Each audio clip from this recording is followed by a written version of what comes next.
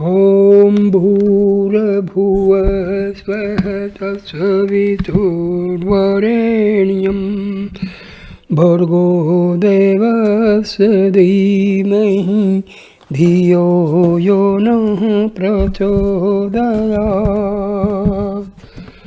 ॐ शान्ति शान्तिः। Namaskar, my dear friends. I am starting series of videos on the life and teachings of Swami Brahmananda, a direct disciple of Paramahamsa Ramakrishna. He was a realized soul, and to talk about or to write about the biography of an illumined soul is very difficult, if not impossible, for his is preeminently an inner life. True, he may engage in certain external activities, he may achieve the kind of success which impresses the outer world, but all these activities and achievements, including even his spoken and written teachings, will fall far short of and fail to express the real man. An ordinary professor or scholar teaches out of his accumulated learning. Such a man's scholarship is far greater than the man himself. That is to say, he may teach the loftiest truths theoretically without having made them a part of his own life and experience.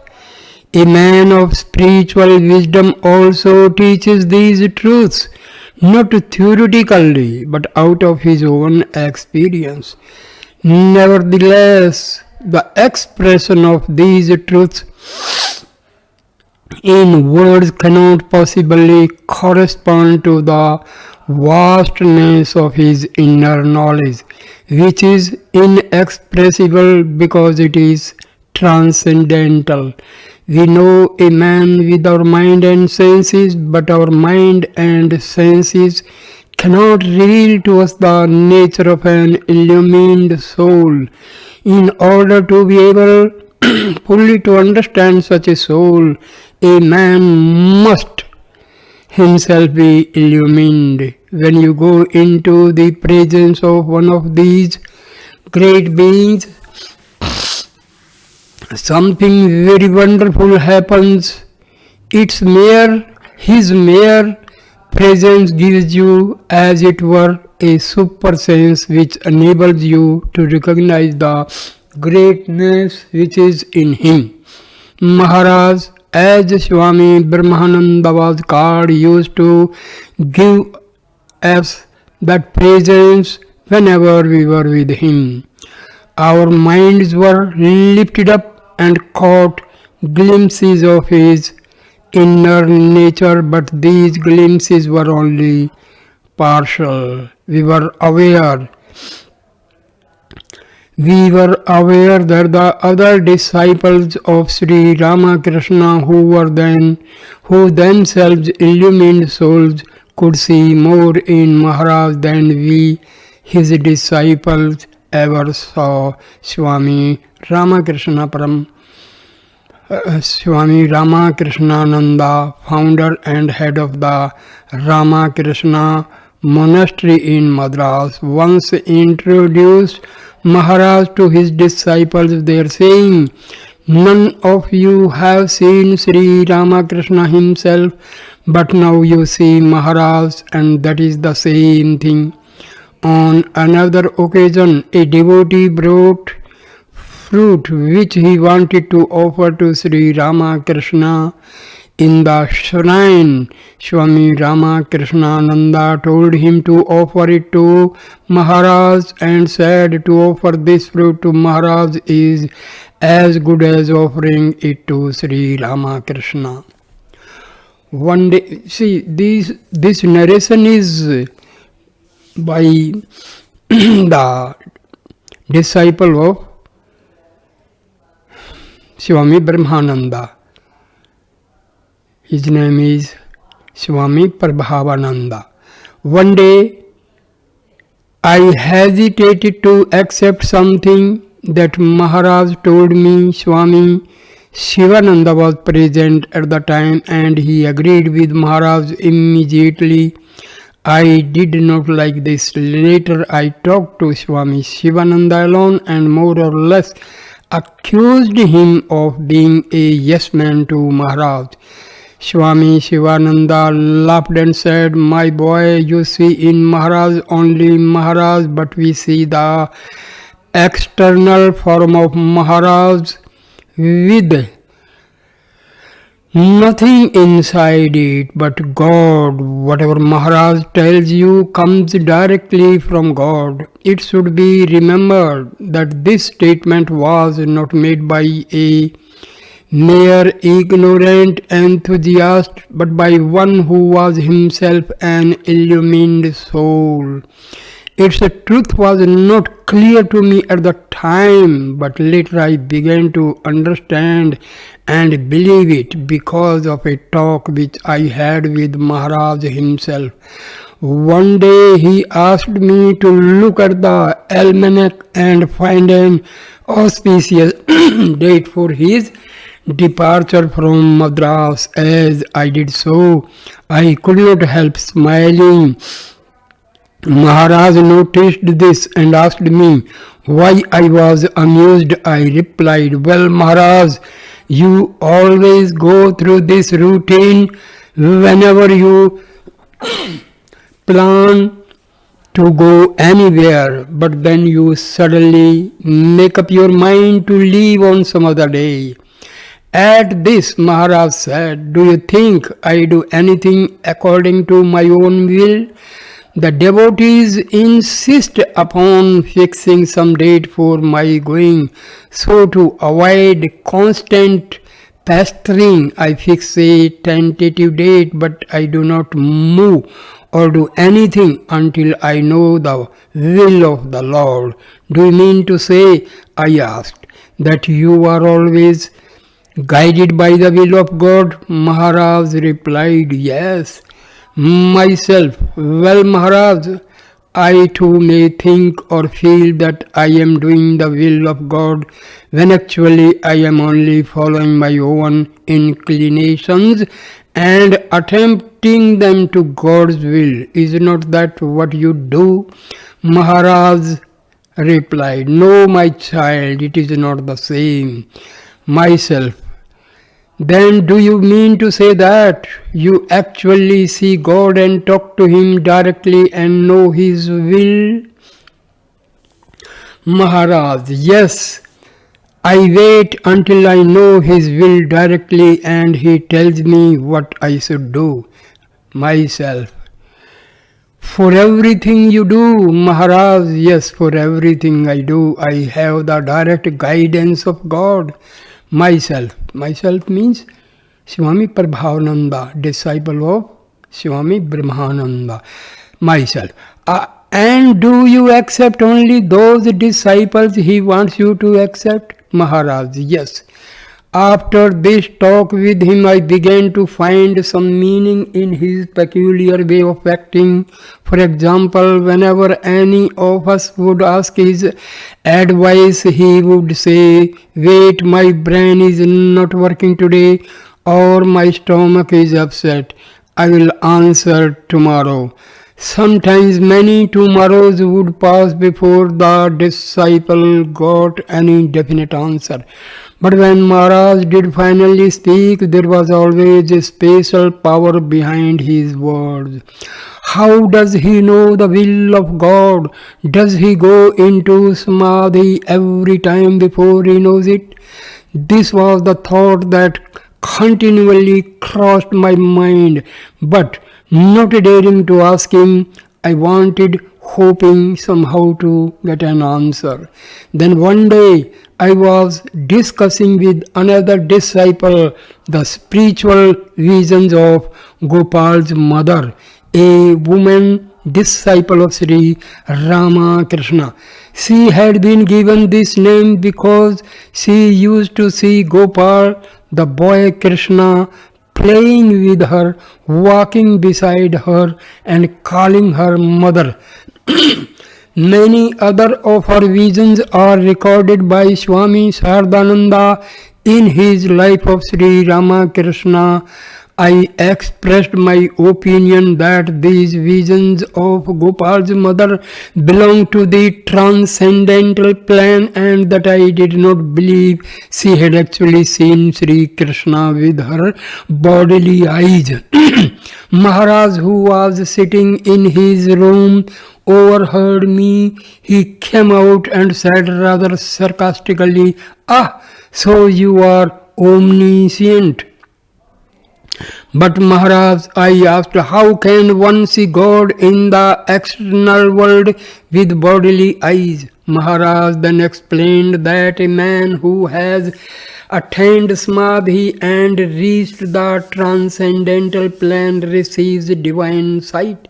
He then can see God with closed eye in the superconsciousness of Samadhi and also with open eyes while fully conscious of the external world. He added that to an enlightened man there is no longer any line of division between matter and spirit.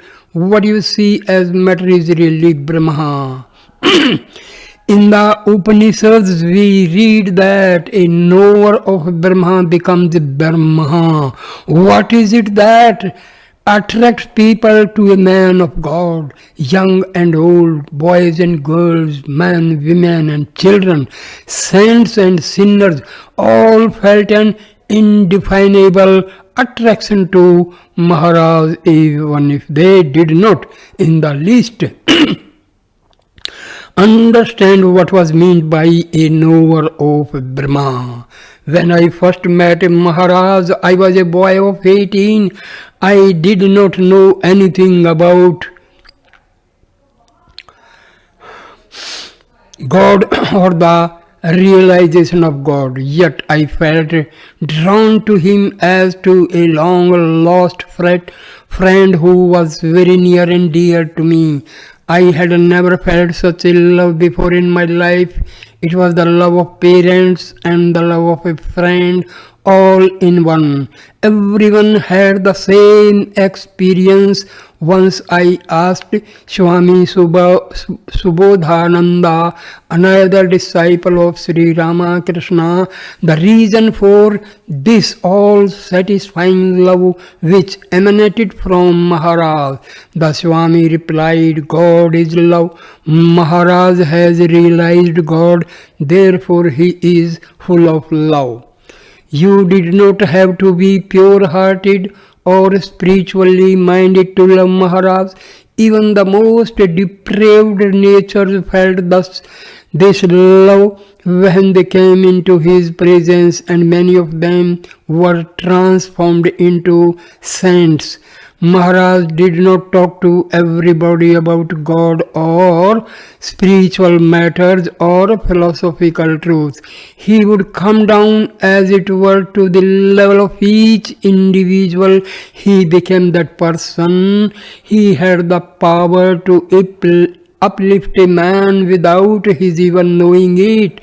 And when that person left his presence, he was bathed in love and purity. When you were in the presence of Maharaj, you completely forgot yourself. You felt you were in another world where there was no worry or grief. and where man was not man but divine.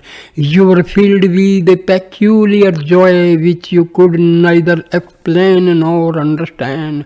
Maharaj's bearing was stately and regal. He was tall and well built, and his face was serene and joyful.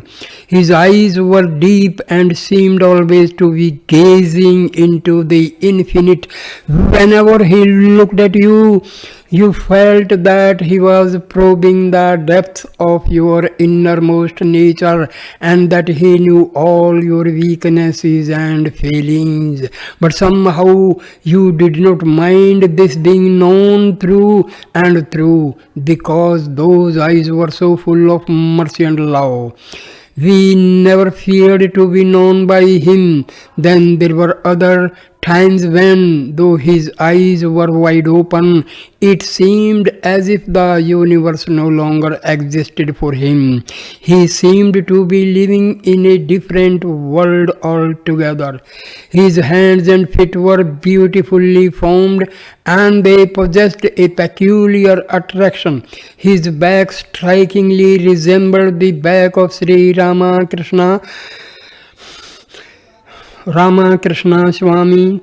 Swami Turiyananda once told me how many years after the passing away of Sri Ramakrishna, he saw Maharaj from behind walking in the grounds of the Belur monastery and mistook him for Sri Ramakrishna himself. Once in a crowded railway station, I overheard a man who had been observing Maharaj exclaim to a friend, "Look at that man! What part of India does he come from? He is not like a Madrasi or a Parsi or a Bengali or a Punjabi. Can you guess his nationality?" And the other answered, "No, I cannot, but you can see very well that he is a man of God." Now, childhood and the life with the master, that is childhood of Swami Brahmananda and how he lived with the Guruji, his Guru Paramahansa Ramakrishna. Swami Brahmananda was born on January 21, 1863 at Sikra, a village near Calcutta, Bengal.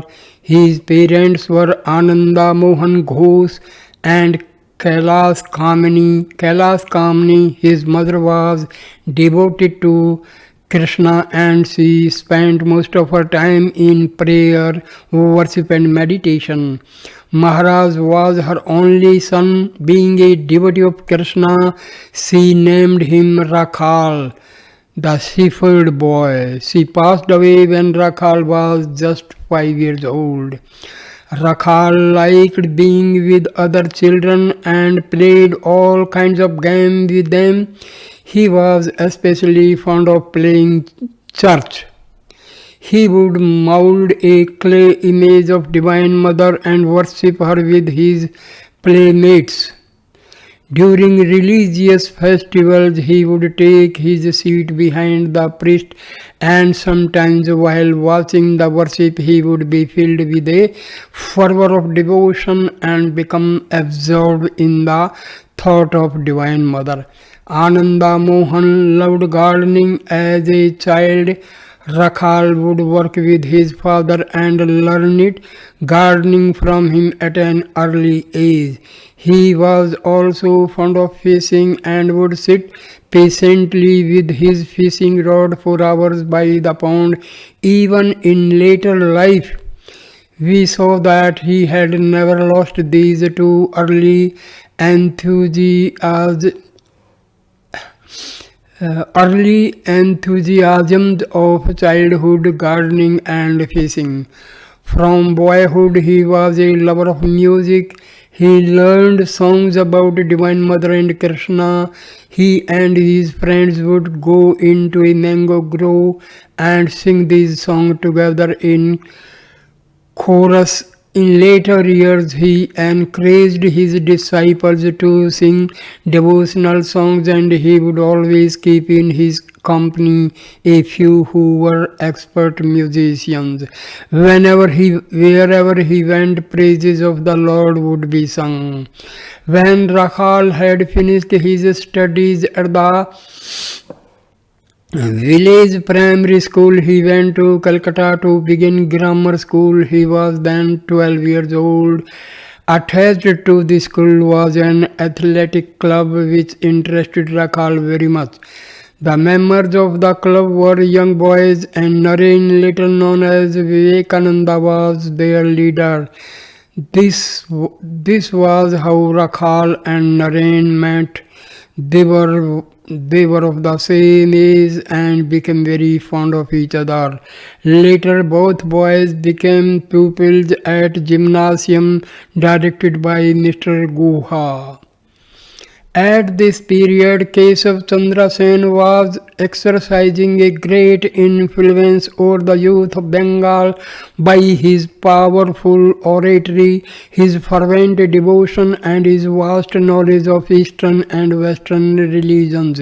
He was the leader of the Brahmo Samaj. He preached the fatherhood of God and the brotherhood of a man. In his talks, he would quote the Upanishads and the Christian Bible. His new line of approach revived an interest in religion among us, the educated classes of Bengal. The creed of the Brahmo Samaj was that theistic conception of the Godhead, which is the only creed of Christianity and which is also to be found among many other conceptions in the Hindu scriptures. Keshav denounced as polytheism, the Hindu cult of many gods and goddesses, although these are in reality merely aspects of the one Brahma.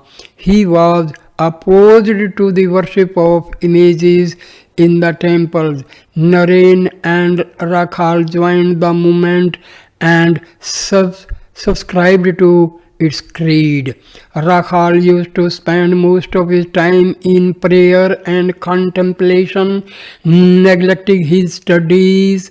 God is our Father, our very own. How shall I reach Him?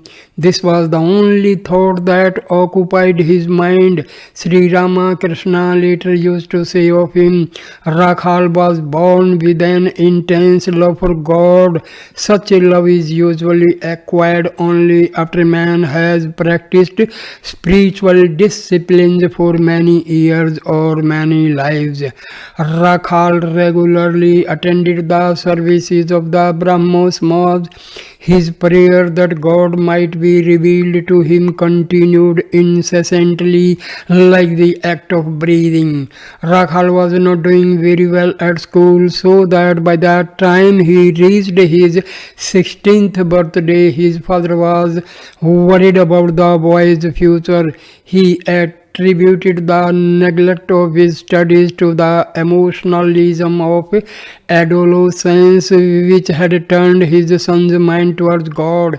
If Rakhal were married, the father thought to himself, his mind would be brought down to earth. He would have to consider taking up a career and providing for his wife, and therefore he would study harder. So he arranged for Rakhal's marriage to a young girl named Visveswari. Keshav Chandra Sen was the first to preach publicly the greatness of Sri Ramakrishna. Devotees began to flock to the temple of Dakshineswar to visit the master. Among them were Manmohan Mitra and Shama Sundari, the brother and mother of Visveswari. At the time of Rakhal's marriage, these two were already ardent devotees of Sri Ramakrishna, whom they regarded as an incarnation of Sri Chaitanya. Thus it came about that the worldly influence of marriage combined with the spiritual influence of Keshav brought Rakhal to the feet of his future beloved master. It was natural that Manmohan should introduce Rakhal, his new brother-in-law, to Sri Ramakrishna. For some time before their visit, the master had spiritual visions concerning his future disciple. Once Sri Ramakrishna prayed to Divine Mother, Mother, I want someone to be my constant companion. Bring me a boy who is pure-hearted and intentionally devoted to you. A few days later, he saw in mystic vision a boy standing under the banyan tree in the temple grounds. On another occasion, this same boy appeared to him in a different manner, to quote the master's own words. A few days before Rakhal came to me, mother placed a little boy on my lap and said, "This is your son." At first I was startled. My son? Mother smiled at this and made me understand that I was not to have a son in the ordinary sense, but that this boy would be my spiritual son, one who would live up to the highest ideal of renunciation. From this hour onward, Sri Ramakrishna waited eagerly for the coming of his spiritual son. A few moments before Rakhal actually arrived, he had another vision. Suddenly he saw 100-petaled lotus blooming on the bosom of the Ganges, each of its petals shining with exquisite loveliness. On the lotus, two boys were dancing with anklets on their feet. One of them was Sri Krishna himself, the other was the same boy he had seen in his earlier vision. Their dance was indescribably beautiful. Every movement they made seemed to splash foam, as it were from an ocean of sweetness. Sri Ramakrishna was lost in ecstasy. Just then a boat arrived carrying Manmohan and Rakhal. Sri Ramakrishna looked at Rakhal in bewilderment.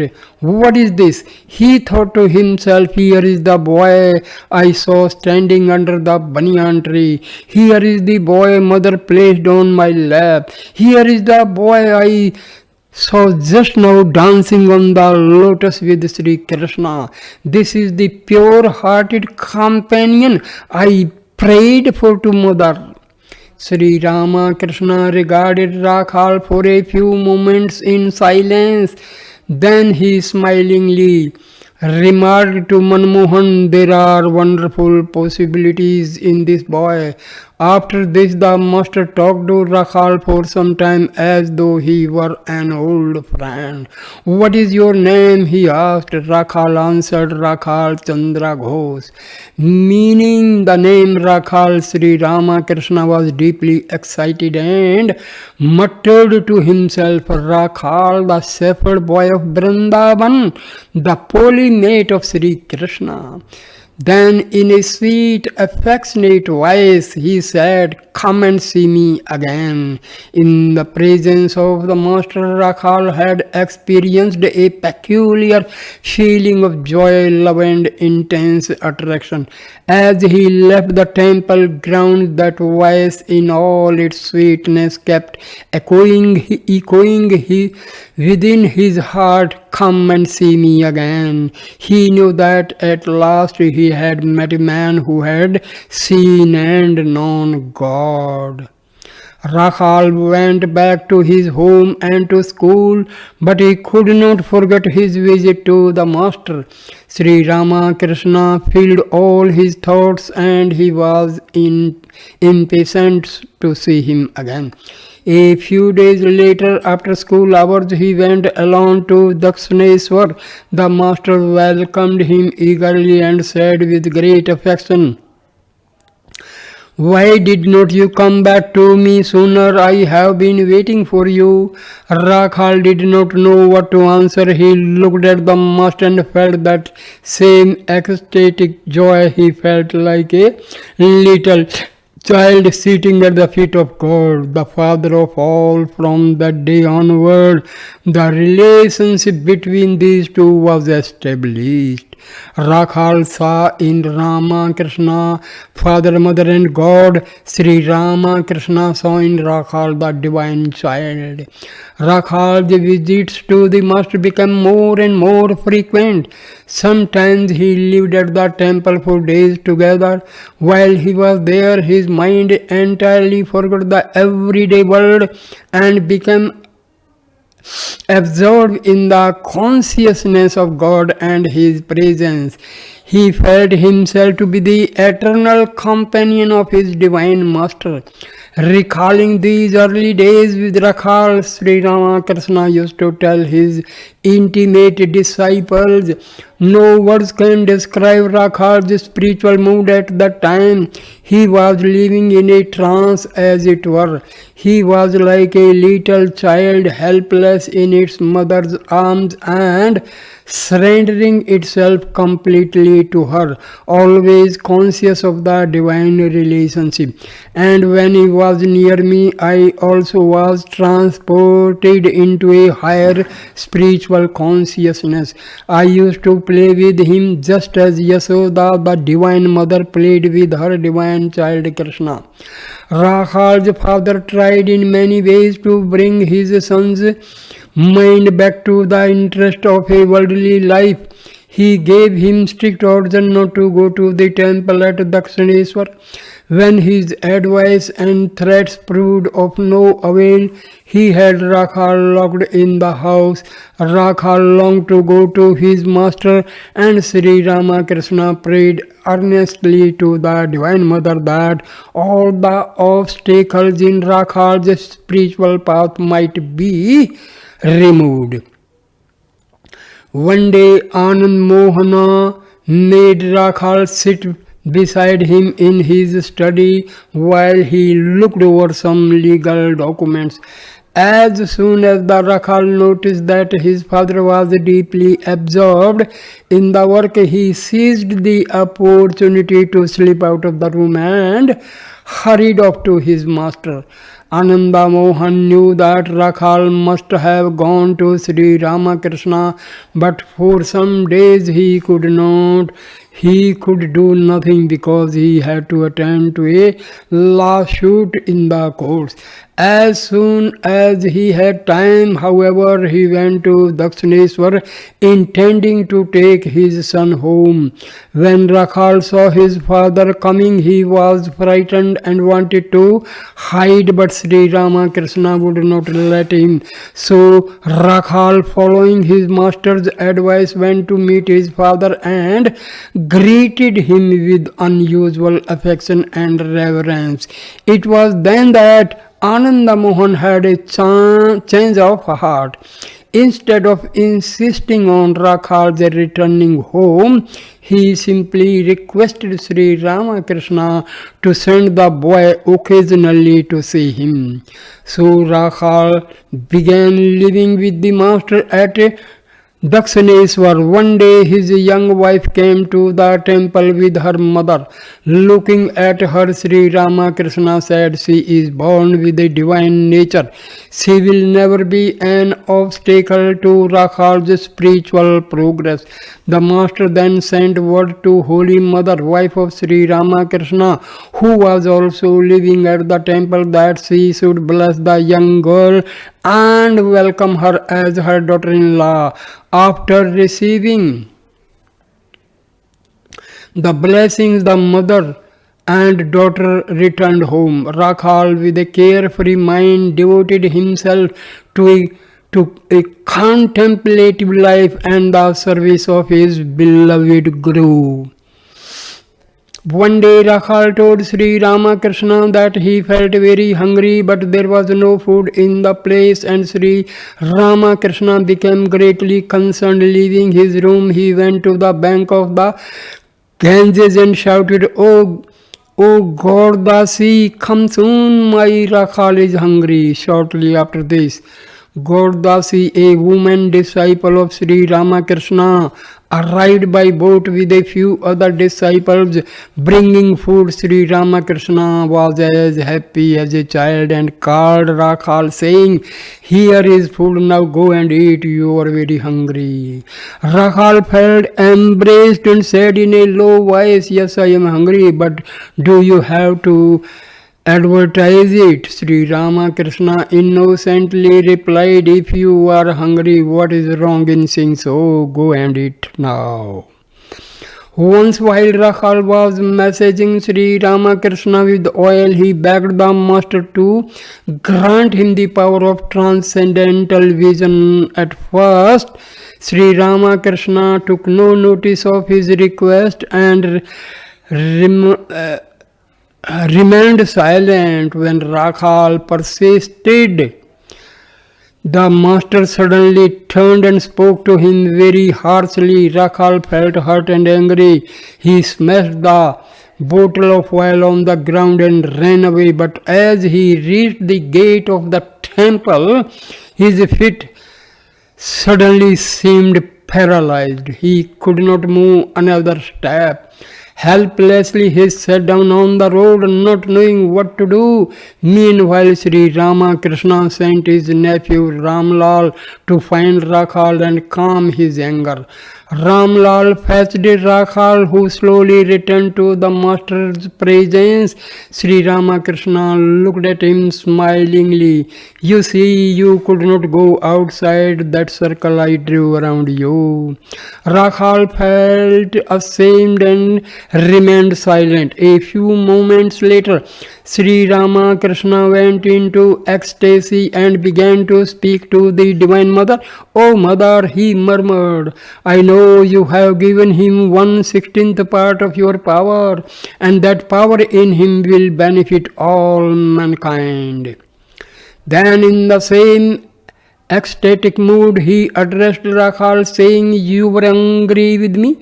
Do you know why I made you angry? There was a purpose in it. Medicine acts only after the sore has been opened." He continued, "Have faith that God is also with form and can be seen in that way. God is revealed to the man who has controlled his mind."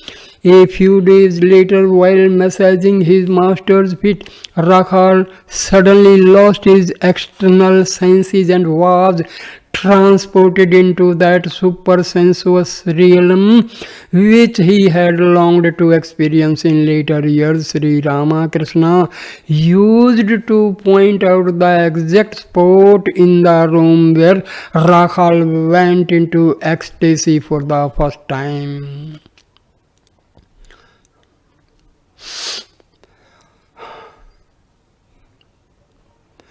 A neighbor once said to her, "It seems that Rakhal went into ecstasy for the first time." Wife. A neighbor once said to her, "It seems your son-in-law is turning into a monk. Why don't you try to bring his mind back to the world for your daughter's sake?" "What can I do?" Shama Sundari answered.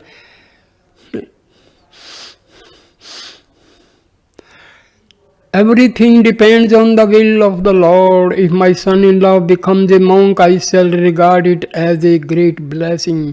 Soon after this, Shama Sundari came with her daughter to visit Rakhal and asked him to return home. The meeting took place in the presence of Sri Ramakrishna, who remained silent throughout. Later, the master described it to his other disciples and said, "Rakhal has now reached a true spiritual discrimination.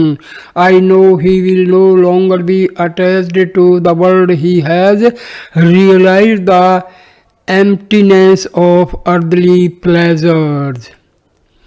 The master felt, however, that Rakhal had a duty to his wife and told him to visit her from time to time. Rakhal obeyed. Gradually, his visits to his wife became longer. He felt concerned about her and her future. Finally, he came to Sri Ramakrishna and asked his advice. The master listened to everything he had to say but refused to tell him definitely which path of life he should follow. With a heavy heart, Rakhal went back to his wife and silently prayed to Sri Ramakrishna to show him the way. 3 days passed, Rakhal prayed unceasingly. Suddenly a veil was removed from his sight and he saw the divine Maya, the play of divine mother. He knew now which path to choose. He and his wife were not to be bound by the ties of marriage. He had a great mission to fulfill. He was certain now that his wife would be taken care of, and strangely enough, she also felt full of peace. So, taking leave of her, he went straight back to Dakshineshwar. The master knew exactly what had happened. Silently smiling, he welcomed home his beloved spiritual son. Sri Ramakrishna had known that Rakhal could not be bound by any earthly attachment, yet there remained in him a subtle, lingering desire, a desire which could not be completely removed from his heart until it had had some satisfaction. That was why Sri Ramakrishna had sent Rakhal back to his wife. Now he knew that henceforward, Rakhal would be completely free from desire in any form.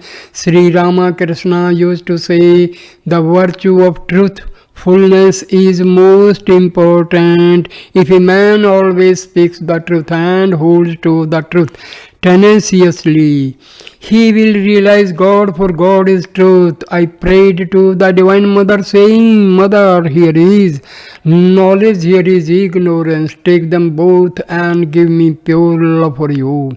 Here is purity, here is impurity. Take them both and give me pure love for you. Here is good, here is evil. Take them both and give me pure love for you. But I could not say, here is truth, here is untruth. Take them both. One day Sri Ramakrishna said to Rakhal, I can't look at you. I see a veil of ignorance over your face. Tell me, have you done anything wrong?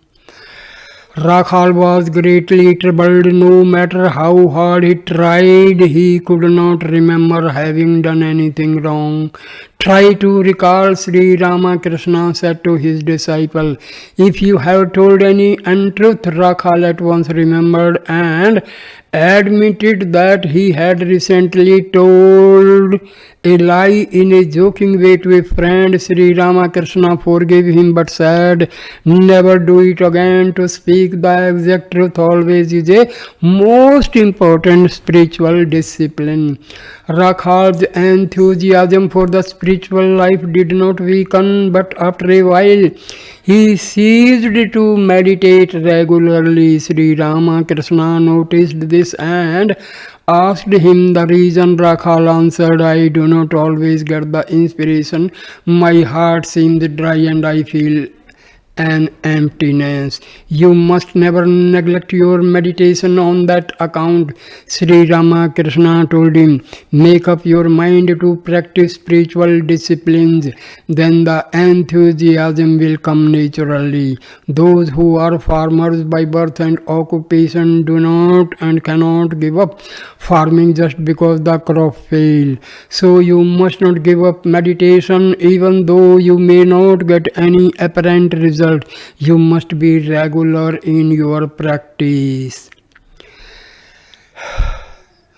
That same day, Sri Ramakrishna went as usual to worship in the temple. Raman